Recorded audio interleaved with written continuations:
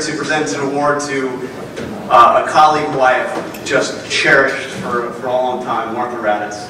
We got a chance to compare travel schedules here, and we've both been really busy. I mean, I've been to Steubenville, Ohio, Birmingham, Grand Rapids. Martha, the last few weeks, Strait of Hormuz,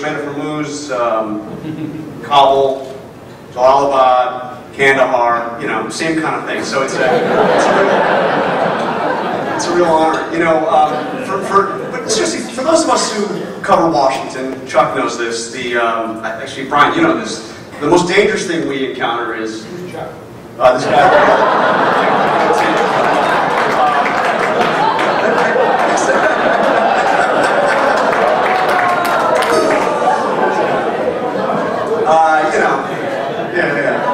the most dangerous thing we do is we face down toe-to-toe Newt Gingrich in a debate. That's dangerous. But for Martha Raddatz, slightly different set of challenges. I mean, Martha, the risks are real. The stories that she's brought us are everything that great journalism is supposed to be, both up to the middle and timeless. She dodges bullets. And occasionally, bad grammar.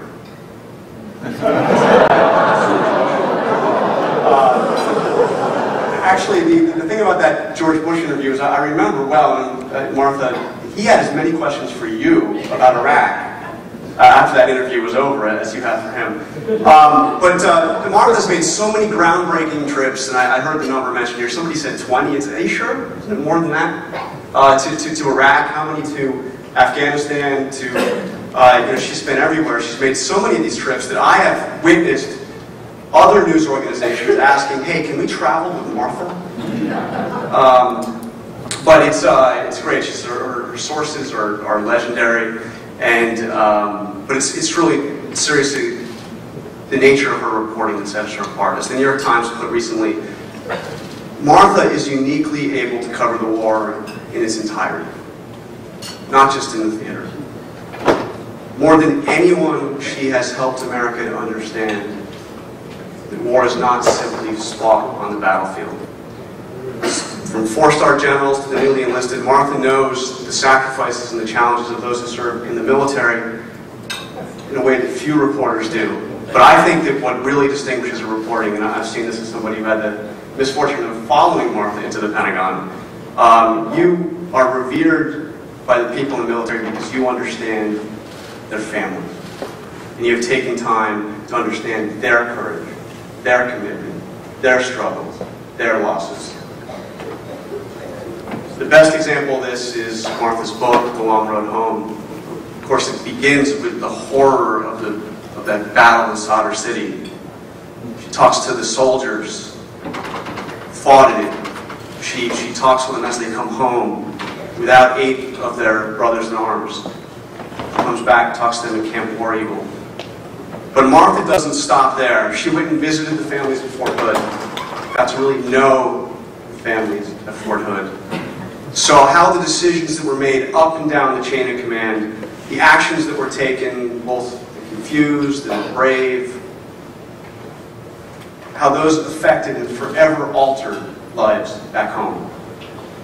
Her reporting within repressive societies without the First Amendments brings to mind what John Kennedy once said about America. We are not afraid to entrust the American people with unpleasant facts. For a nation that is afraid to let its people judge the truth and falsehood in an open market is a nation that is afraid of its people. So what does Martha do through her reporting? She does what too often those of us in journalism fail to do. She has entrusted the American people with unpleasant facts, nuanced and textured realities. I am humbled to call you a colleague, Martha. I am grateful to call you a friend. And tonight, I can also say I can call you a mentor, because tonight I am able to break a military story that Martha Raddatz will never break. I can reveal right now, tonight, the sole member of SEAL Team Number 7. And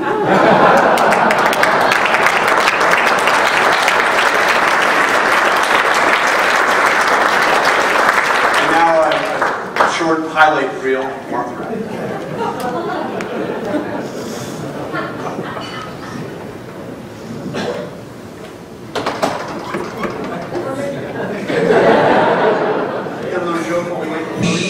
Ready? I am ready.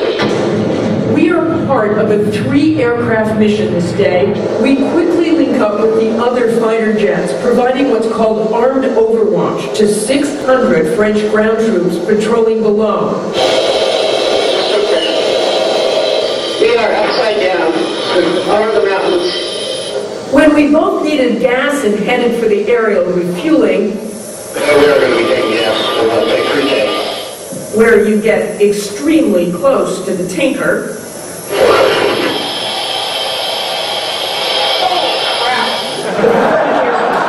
is on the ground with the French troops, says they have come under fire. So on this mission, the French give the lead jet the go-ahead to strafe.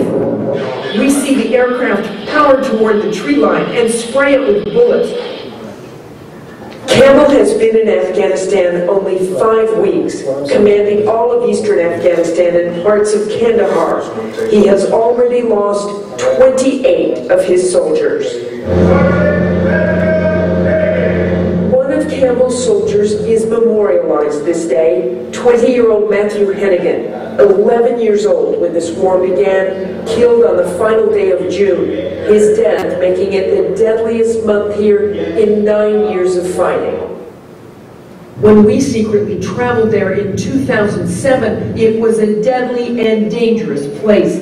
What you're looking at just across the river is the local Taliban headquarters. And now, 3 years later, at the same spot, you can see that the Taliban headquarters is gone, completely destroyed by the Pakistani military.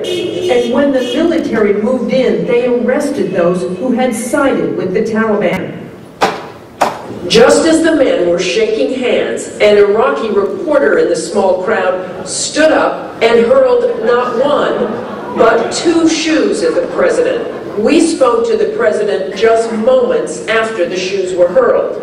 He was defiant about the reasons for invading. This is where Al-Qaeda said they're going to take their stand. This is where Al-Qaeda was hoping to take it. But not until after the U.S. invaded. Yeah, that's right. So what? I mean, so the point is that Al-Qaeda said they're going to take a stand. Well, first of all, in the post-11 environment, Saddam Hussein posed a threat. And then, upon removal, Al-Qaeda decides to take a stand. For days now, we have been retracing Abdul Muttalib's life here.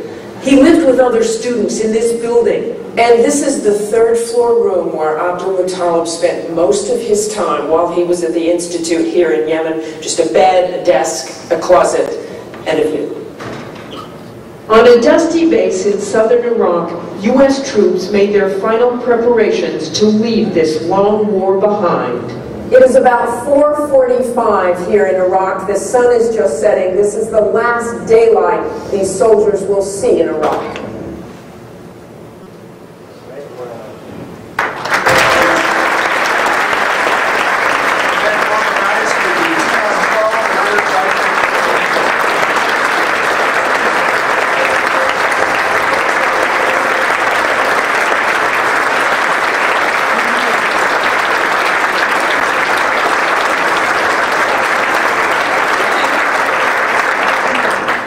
John, I'm so touched, I can't tell you. That was, he wouldn't tell me how long he was going to talk or what he was going to say, but that was about the sweetest thing he's ever said. I really was quite moved by that. Thank you very much, and thank you all. I love looking out at all these colleagues of mine who have inspired me for years and years and years. And you know, I was given, I think we were each given 2 or 3 minutes to talk, 2 to 3 minutes to talk. So I looked back at last year and I looked at Wolf Blitzer and I thought, I'm just going to get some inspiration for 2 to 3 minutes. And there it was on YouTube. And about 45 minutes later, I was still looking for inspiration, but nobody.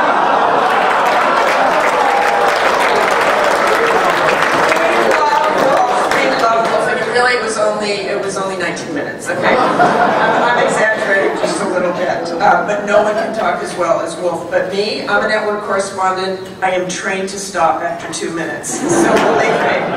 Believe me, I can do that. It's a little hard to make jokes about war. It's a little hard to make jokes about what I have done for the last 10 years, what has really consumed me. But it means an enormous amount to me. Not only, and you saw it there, and I sort of forget those years at the White House. I think I have a little post-traumatic stress from my years at the White House. Looking down and seeing David Gregory there laughing, and every morning I think, crap. What's he going to do to me today? What's he going to do? But it has been a unique time in the last 10 years, particularly for me, because I'm based in Washington and traveled overseas. So it was an enormous opportunity to be able to talk to President Bush, and yes, I remember one particular answer to a question when I said, President Bush, do you believe Iraq is in the midst of a civil war? And I can't remember whether you were there, David, but he looked at me and he said, it's hard for me to tell. In this big, beautiful White House, you've been there, I haven't. And I thought, at that moment, I had a pretty good opportunity to keep going and to keep asking President Bush some tough questions about that. But I do want to say that this is something I've been passionate about. I appreciate that ABC has supported that passion over these years and invested in coverage. I know you all have. I know Steve Kappas has as well. It's so important to keep doing that. It's so important to invest in foreign news, to help Americans understand that. I look at Andrea Mitchell, who is really an idol of mine. I really, truly just believe she's one of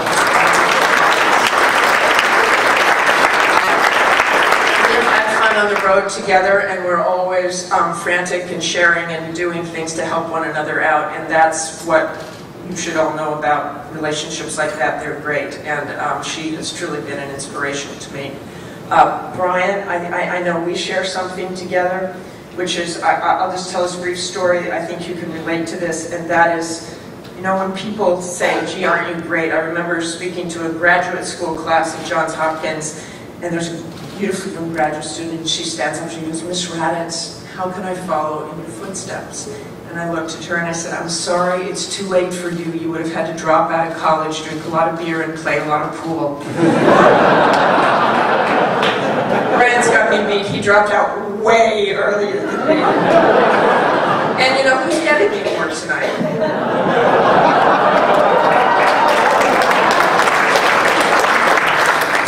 Thank you. My 2 minutes, maybe I took 3, is up, but thank you so much. And I also just want to thank my family. The thing I'm most proud about my children, Greta and Jake, is when they are asked how hard it is to have a mom who goes off to war, they always say it is much, much harder for the families of the military. I'm proud of them. I'm proud to be here. Thank you very much.